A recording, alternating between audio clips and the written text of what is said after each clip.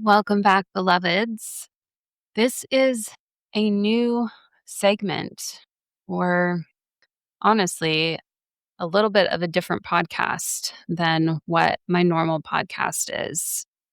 If you have been following my journey, you know that I have been really diving into what it means to be a sacred feminine priestess. I have been doing a training in sacred feminine priestess work and really learning about sacred feminine archetypes the last few months. And this iteration of a podcast really came in as a strong download for me the last few days. And I knew that this was something that I needed to make separate from what I'm already currently doing around reclaiming your relationship to sex and pleasure. This work is really at the core of who I am and who I'm becoming. I don't know if I will always work in the way that I do right now in terms of working with women on reclaiming pleasure and sex.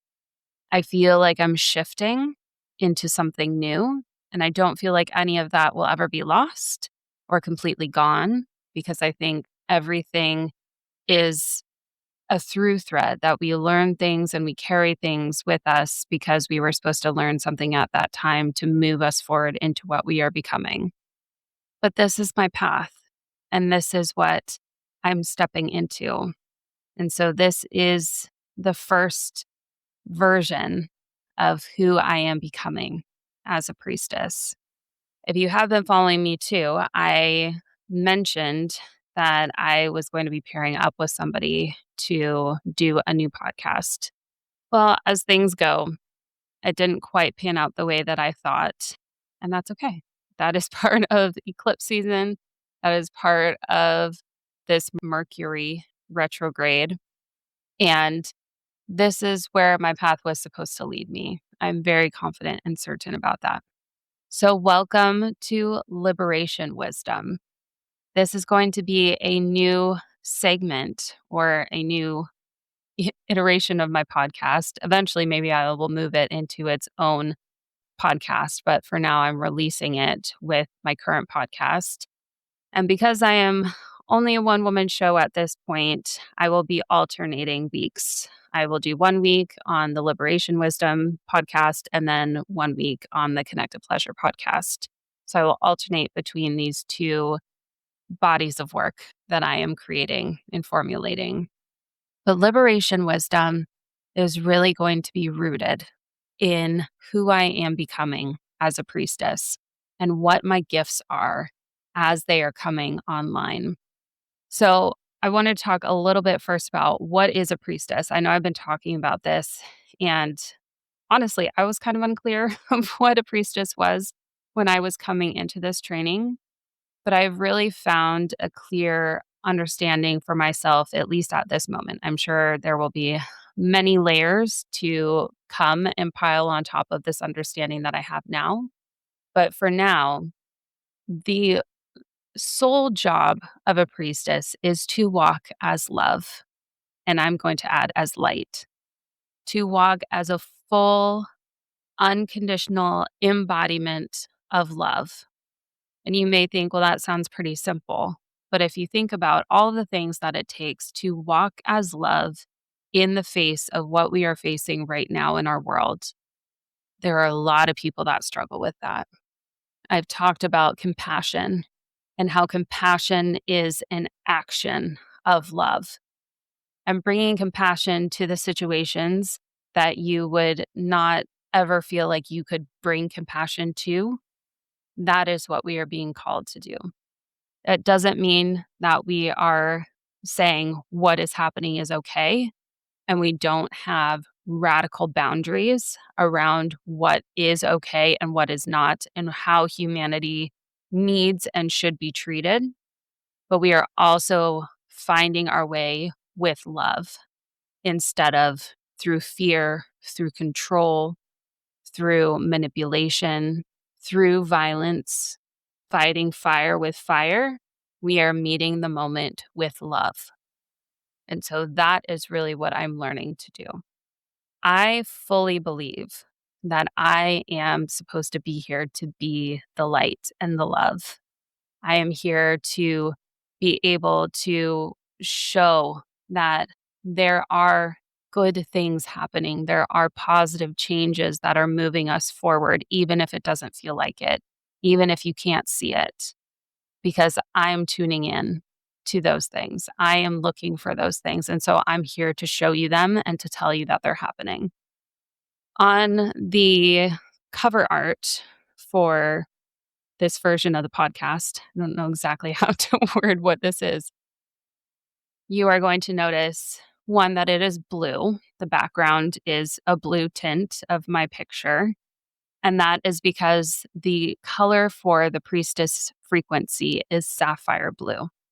And so I'm wearing my blue shawl today. Pull it forward a little bit. And that is something that I'm going to embody every single time I come on here to talk. I really am trying to hold this frequency of the priestess. Another thing that you will see on the cover art is the solar cross. And this is a sacred symbol of the priestess frequency. And this means that the priestess is at this 0 point. She is connected to the above, the heavens, the cosmos. She is connected to the earth below her and the horizontal connection to all living things. And then the circle around it is showing the cycles that happen in everything, that we are all connected and that there are 4 seasons. There are 4 cycles of the moon. There are 4 cycles of a woman's menstrual cycle, or 4 phases of the woman's menstrual cycle. Everything happens in a cycle of 4 in creation, and we are all connected through that cycle. There are 4 directions. There's north, east, south, and west. So this is a very, very sacred symbol that I wanted to have on the cover art to guide people to this conversation that I'm going to be having. So I wanted to very quickly address the woo-woo. I'm not going to apologize for the woo-woo, but because I'm stepping into a space where some people may have no idea, some people may find it off-putting, I'm just going to give the disclaimer. I'm going to go full on woo-woo here. This is full woo-woo. And if it's not for you, that's totally fine. That's absolutely okay. But this is really what I'm being called to do. So, my mission, or what I want to do with these conversations through liberation wisdom, is to bring you the 0 point that I am feeling between what I'm hearing from the people that are more connected to the above to what I'm seeing on the actual earth plane. There are a lot of people that I tune into through YouTube and through podcasts that are divine channels. They do a lot of channeling and embodiment of different entities, beings, angels that are helping us.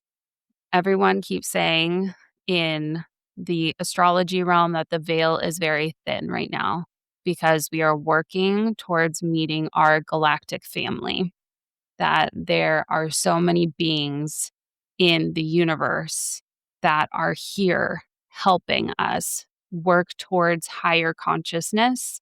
And as we ascend into that higher consciousness as humans, we will be able to actually see, at least this is my understanding, we will actually be able to see and communicate with our galactic family.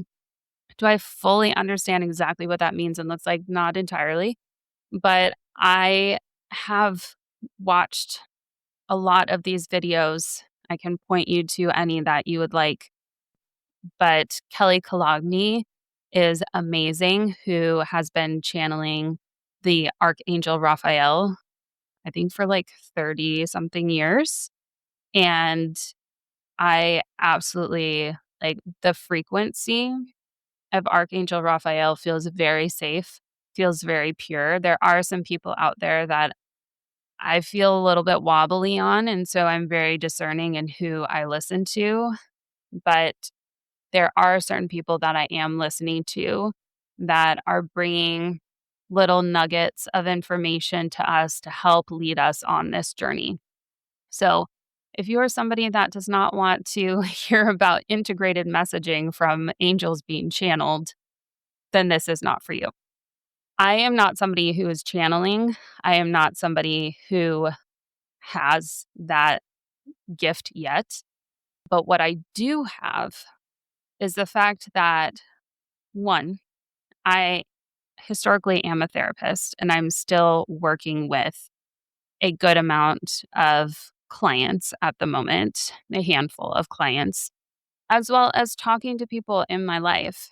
And I think depending on who you are, as what we are calling, light workers or people that are in tuning in to these frequencies and helping lead humanity through this moment in time that we have in history, different people might be perceiving and seeing different changes. So I may not see all the changes, but I'm seeing the changes that are pertinent to me and I think in my life. And so then I'm seeing them in the collective as well. So there have been things that I've been talking to people in my life about that I am seeing in the clients that I'm working with and that I'm seeing in my own life that are showing me that there are changes being made to our collective consciousness. We do work from a hive mind. If you've watched Stranger Things, they talk about hive mind, that essentially, if one entity is thinking something, then it gets disseminated to all the other entities. And so, if enough humans start to think about something, it starts to spread. It's kind of like going viral.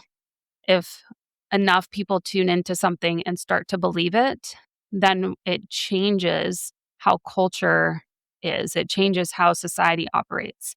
It changes our collective consciousness. And so I'm seeing ripples. I'm seeing things that are changing. And that is what I want to bring to you. I want to bring to you the understanding of what I know to be coming and the little nuggets of wisdom that I'm hearing from the channelers that are channeling these other beings, as well as, the astrology that I pay attention to. I'm very into astrology and I religiously am consuming astrological information as well as my priestess training and the things that I'm learning in my own like path and walking through the priestess training, really going through a lot of my own shadow work through each archetype that we work with. We do a lot of looking at what is the shadow of that archetype and what are we releasing from that shadow? Like, what shadow work do we need to do to, again, orient ourselves to walking as love with this archetype? So, I'm disseminating and discerning a lot of information together to be able to then look at the world and look for themes and see in the collective what is changing. And then I want to bring that information to you. I think this is something that I have not quite seen yet, and something that I think that I could do very well is bridging what is kind of out here and like high vibration understanding of what's happening from beings that are not in our 3D world and understanding through my own knowledge of humans and how we evolve and change and what we need from a psychological standpoint, from a spiritual standpoint, how to bring that into our understanding of the 3D world and to really see like what is changing. How is it changing in real time? I hope that makes sense. And I may bring some just like forecasting of what I hope. No one can see into the future. Obviously, some people can a little bit because they're channeling beings that know what is happening in the future. But Nobody fully understands. And even with that, I do want to bring another element into this. None of this is completely fixed. I've really had to work on my understanding of this. The understanding of like, we as human beings have free will and the decisions that we make matter versus there being like a blueprint in the universe and, fate and destiny and all of this, and that, there's already a timeline happening. I've really had to work on like, how do we what does it mean to like be human and make decisions if everything is already kind of laid out for you? But I've come to really understand that there are like infinite amounts of timelines of what could happen in your life or what could happen in the collective. And each decision that we make puts us on one timeline or another. I think there are infinite amount of timelines, but I think in a person's life, at least for me, it feels like if I am very true to myself and I'm listening to my soul, I'm listening to the downloads that I'm getting, there is one true path for me. But I could decide tomorrow to just say, fuck it, I'm not paying attention to any of that. And like, I don't know, go be a dentist or something. I don't know. Or, just say, oh, I'm just going to be in it for the money and go try to make money somewhere that has no alignment with what I'm trying to do. And oftentimes the universe is going to course correct you and be like, nope, that's not going to happen. You're going to come back to your soul's alignment. But, we have that free will. So if I really tried to do that, then my destiny might course correct and move elsewhere. But my point is here that we are co creators with the universe. We are co creating what is happening in real time by saying, this is what I want. This is what I want to move towards. And then the universe is like, yeah, this is in alignment with you, or no, no, no, this is not in alignment with you. Come back, come back over here, and let's create what is really your soul's calling. So I know that feels like, well, maybe the universe is still kind of calling the shots. And, if we get super far off track, we're going to be brought back to where we need to be. Yes. And I think our souls know. So I operate again from the place of like, our souls are infinite. We are just here in these bodies for the time that we have on this earth. And then our souls are infinite and live many lives. And a lot of the spiritual beings and people that I listen to talk about how being on earth is one of the hardest experiences that like any being in the galactic community can go through. And I think I heard one person say that there are a lot of beings in the galactic community that like are reverent to souls that decide to go to earth because it is so hard being a human being. And going through that journey as a human being is like one of the hardest journeys that a soul can go through. And so I fully believe that we all chose to be here. We all chose to be here at a certain time for a reason. And we are here for a purpose. And so our soul has a blueprint of what we're supposed to do here. And, the lessons that we're supposed to learn, the karma that we're supposed to be like understanding and moving through and closing the cycles on.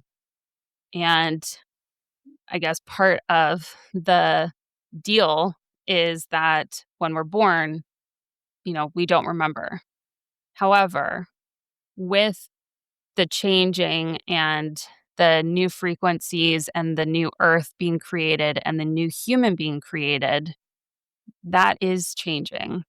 And the beings are saying that the children that are being born today, or that even have been being born, I think, since like 2012, 2012 was a big year. A lot of frequencies and a lot of things were changing in 2012. But definitely the children being born today have more awareness and have more of a memory of their soul calling than we have had in the past. So things are changing. We are getting a lot of help. We are getting a lot of light. And a lot of people talk about codes that are coming in from different beings, from the sun, from just a lot of galactic help.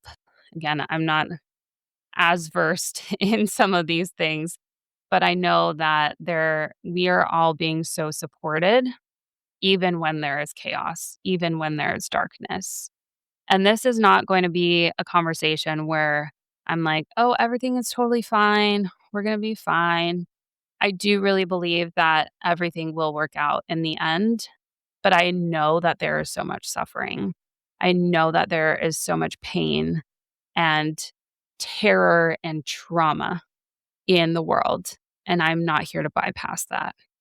I am here to hold that with reverence, with love, with safety, with a knowing that we have to feel those feelings. We have to experience them and move through them in order to alchemize them into something that we can use to keep moving on our journey. So, this is not about bypassing. This is about really being intentional and understanding where we are in this moment and being held in whatever experiences we have right now in a space of love, in a container of love and safety. The last thing that I will add is much of what I'm going to be talking about comes from the understanding that what happens above is happening below and vice versa. And what happens within is also happening without and vice versa. And that's really important because all of what is happening in the collective consciousness change is because what is happening with like outside of us is also happening within us. What is happening in the cosmos is also happening on Earth and vice versa. What's happening on Earth is happening in the cosmos. So that's why I love astrology because it is painting the picture in the stars, in the planets for what is supposed to happen on Earth, but we don't always know exactly how it's going to manifest. And when things are happening outside of us, they are also happening in here. But guess what? We also get to decide what happens in here. And if we change what is happening inside of us and choose love, again, instead of fear, instead of hate and anger and control, then we can also change what is happening in the collective. So that is a really important piece to what I am bringing to this conversation, that how we are internally actually makes a really big difference in what is happening in the collective. And that is how we are seeing the ripples and new ideas and new ways of thinking and being transpire in the collective consciousness is because people are choosing to do something different internally, even when there is so much chaos in the world right now. So, the first thing that I'm going to bring to you in this conversation is there is a change happening in how we are collectively thinking about success, time, and money. And I did an Instagram video on this. So I want to dive a little bit deeper into what I'm seeing in that. So I have had many different conversations with parents of the kids that my kiddo goes to school with. We have had a big change with my husband and really how I've been trying to steer us and how we think about what success is and about money. And I also see in some of my colleagues that things are shifting and changing. One thing I have been really wanting to change for a very long time because of my work with sex and intimacy and with couples is knowing how hard it is to cultivate pleasure and joy in the world that we have with the idea of success and the idea of productivity.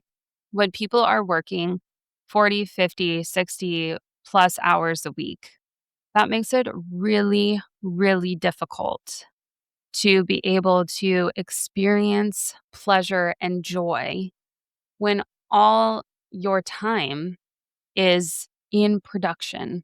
All your energy is being exported from you to create something for typically somebody else's gain in exchange for money. And we then think that that exchange of money gives us worth. And we can no longer think that way. We can no longer take that as the status quo.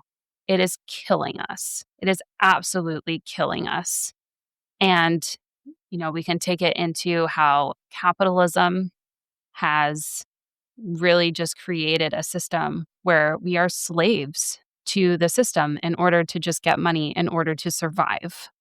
This is not how I believe humans were supposed to live at all. I really, really feel like we were meant for so many more things than this. And I just actually had a conversation with a client this morning who was talking about how hard it is in winter because in the area that I live in the Pacific Northwest, in wintertime, the sun goes down at like 4:30, 4 to 4:30. And when it's rainy and cloudy, sometimes it can even feel like the sun went down at like 3 o'clock when it's really doom and gloom outside. So when people are getting up to go to work and it's dark, when they're coming home from work and it's dark, it really feels like the day just disappeared. And the time that our bodies are meant to be awake during the light kind of just vanishes while we're doing work. And I think people get really down and depressed, and we already know this as a therapist. We have what's called SAD, seasonal affective disorder, all of those things. But this morning I had a new revelation of, I think because we were supposed to be in a space during the wintertime, not only when we are resting more, because back when we were going based on the earth rhythms, this is a time where we're not really growing food. We're kind of hunkering down for the winter. We're trying to conserve energy to try to make it until spring when we can start growing food again. And our bodies, for better or for worse, are still kind of stuck in these old patterns of really needing to rest during this time period. And I already knew that part, and I've talked to clients a lot about that part. But the new part that I didn't think about was the fact that this time also is a great time for reflection. It's a great time for kind of planning what we want to create next. It's a time to let go of the things that we no longer need so that we can set ourselves up for success when we start to go back into doing more things in spring. We're kind of, again, planting the plants that will grow. And then summer is when we harvest and experience the like lushness and fullness of everything and have a lot more energy and a lot more daylight to like be out and doing active activities. And I think what is actually depressing about winter is that work is taking up that entire time. The entire time that our bodies want to be resting, reflecting, really like coming inward and doing maybe creation in a different way, like doing internal work, doing something that helps you move through what you have done in the past year, like journaling or writing in some way, or, being creative with your hands so that your mind can kind of be free, like doing crocheting or knitting or, creating music. Like we as human beings are inherently creative. And I really think that that's where pleasure and joy comes from is this creative space. And when we are not able to be creative and when we are not able to be in this part of the cycle where we're coming inward and reflecting and resting in that reflection, like rest doesn't always have to look like taking a snooze or just, watching TV on the couch. It also is taking that time to be still, to just be, to not do anything, and to really be in reflection and connection with the people around us. And I think because in summertime, it's like we can work and then come home, get some stuff done, and still have daylight to go out and do some of the more fun things that we want to do, the more creative things that we want to do, the more connecting things that we want to do when we're with people. I think a lot of people feel like, oh, I have a fuller life. You might still be exhausted though, because you're not giving yourself enough rest. But I think people feel like they have a fuller life in summer. And I think there's kind of this juxtaposition too, where people like overbook themselves during the summer and overdo in the summer because they're probably trying to compensate for feeling like they have no energy to do anything in the winter. And so our energies are all mixed up. So I just wanted to give you that understanding of a lot of people are really, really struggling right now, especially during the winter months, with feeling like there is not enough time to be creative, to be introspective, to be connected to the people that we want to be connected to ourselves, and to do the like purging and understanding of what needs to be let go of because there's no time. There is no time when we are so just driven by what we need to do. And even if we're not working, then we come home and have to clean, have to cook, have to manage the entire household. Like so many people just feel absolutely like they're in survival mode all the time. And I personally think it comes from the fact that we are not given or we are not giving ourselves any time in this society to be with our sacred rhythms, to allow ourselves to create from the place that we are wanting to create from, to be in stillness, to be in connection and community with each other. Obviously, we know there are so many factors that go into that. But I really am starting to see people rejecting the work that they're doing. Maybe not quite to the point where they are actually leaving their job, but so many people I'm talking to are like, I am done with how this is going. And, even just 5, 10 years ago, I don't think we had this awareness. I don't think we had this understanding of how detrimental the amount of work that we're doing is to ourselves, our bodies, our relationships, our home life, our overall well being and mental health. And I think it's because so many people have hit the fan. So many people have had just like shit hit the fan. And my husband has been one of them. We've gone through a lot in terms of him having, really poor mental health because of his job and getting to the point where I'm like, I would much rather have you than you have that job. Nothing in the world can take the place of a person that you love. And one of my clients said very well that you can be replaced at work no matter what you do. I don't care who you are, what you do, you can be replaced at work. Even if no one else on the planet can do what you do, somebody can learn it eventually. Like, I promise, no matter what you do, you can be replaced at work unless you are doing what I'm doing and creating something completely new. But regardless, you could be replaced at work. You cannot be replaced at home. You cannot be replaced in your family. Nobody can replace you. You are one of a kind. You were born into this world, and the people that, created you now love you. Maybe you now have created your own human being. Like, you cannot be replaced in those people's lives, in your friends' lives, anyone's lives. So, no matter what you do in the world, you can be replaced. But who you are to the people in your life, you cannot be replaced. And I think people are starting to understand that. I think that is starting to come online. And it's making people make different decisions. My husband stepped back from the role that he was currently doing to a role he was doing before. Still don't know if that's going to pan out the way that he wanted to, but he made a step in that direction and chose somewhat what we thought might be better, like, life balance over money.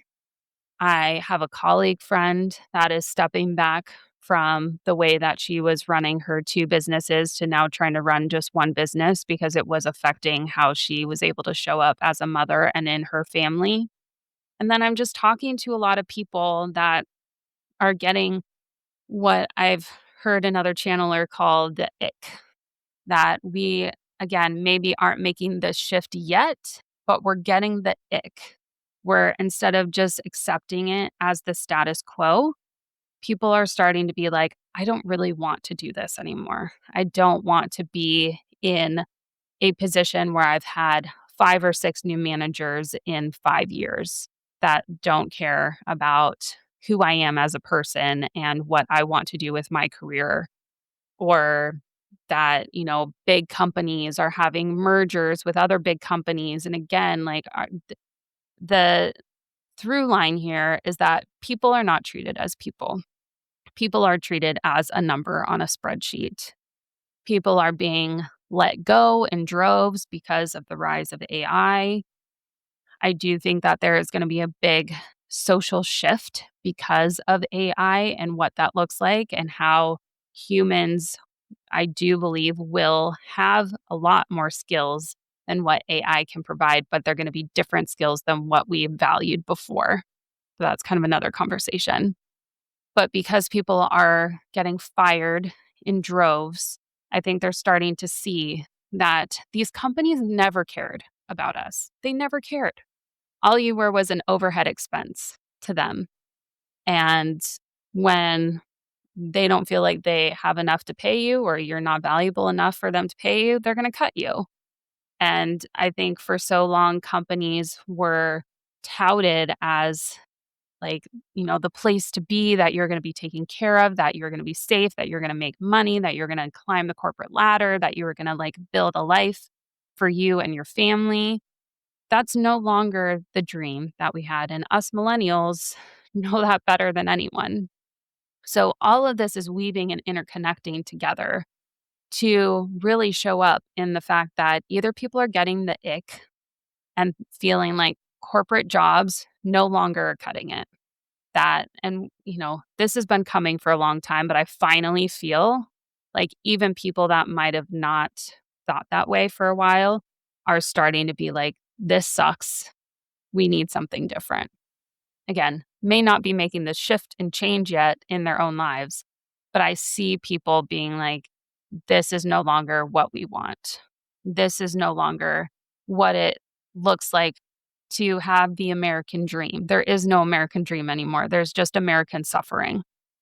So that is interesting. And then there are some of us that are making a change and are making shifts and are trying to prioritize, like, what we want in our actual lives, what we want in our relationships, what we want in our families, over just over giving all of our energy and everything we can possibly give to our work, and then coming home and having almost nothing left to give to the people that we love.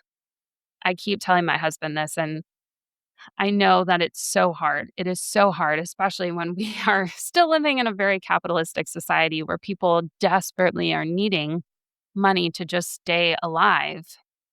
But I don't feel like we have to keep doing that. If we shift how we do this and we really turn the tide and tell these corporations, no more, we are not giving our energy and our power to you anymore, that we could shift that. But I keep telling my husband that yeah, it's just like you give and give and give anything and everything you have to your job. And then when you come home, like I get like 5 to 10%. And, the little bit that he has goes to our son. And I absolutely want that for them as well. Like my son needs his dad and they have such a special relationship. But there's just not enough left over. And it's not my husband's fault at all. It's the way that we have structured our society that is at fault. And the one thing that I will leave you with is that, again, we are co creating this. And everybody that I listen to keeps saying the new earth is coming from us. We are creating the new earth. And I didn't I didn't really fully grasp that until I started to see this shift, until I started to see it really is going to come from us. That the the collective hive mind, the more it shifts, the more people get the ick, the more people say no, the more people say, I need more in my life and I don't want to be a slave to my job anymore. The more we're going to push back and we're going to say, absolutely not. I don't want to do this anymore. I think AI is going to play a huge role in that as people continue to lose jobs, as our economy shifts because of that. I think there's going to be a lot of chaotic changes happening all at once that kind of fuels this fire. But eventually, I hope that we get to a place where we say, we want more. We want to be able to live a life of peace, of love, of connection, of creation, of happiness, of joy, of pleasure, because we are creating a workforce where maybe we don't even have to work, or we work so much smarter, not harder. And we work from a place of what it means to be human. I really hope that we get to a place with AI where AI takes all the things that we have been doing forever that we don't need to do as human beings. And we start creating. We start creating from a place of, again, being aligned with our soul's path. We create the things that AI could never create because they are not conscious. And that's a whole other conversation. I'm not going to get into whether AI is conscious or not and whether it could be or not in the future. But I fully believe that we as humans are always going to be different from robots in a good way. That robots are never going to supersede us in certain aspects of what it means to be human. And we can use those aspects of humanity, of emotional intelligence, of spirituality, of being connected to the earth, to the cosmos, to the all sentient beings on this planet. We can use that to move forward in this world and create from a place that we've never gotten to create from before, and make things for each other and do it in a way that is for our collective good, for our collective communities, that it is bettering humanity and the planet instead of harming and destroying humanity and the planet. And AI is going to be something that is our tool in our tool belt, our asset that can help us achieve that. So I know it's a little bit of a tangent on AI, but I think ultimately we get to choose love. We get to say family and connection and myself is more important than the production that I'm doing at work. I will leave you there. Thank you so much for listening to this new iteration. I'm sure it'll evolve over time as I continue to step into this work. And I will leave you with always choose love.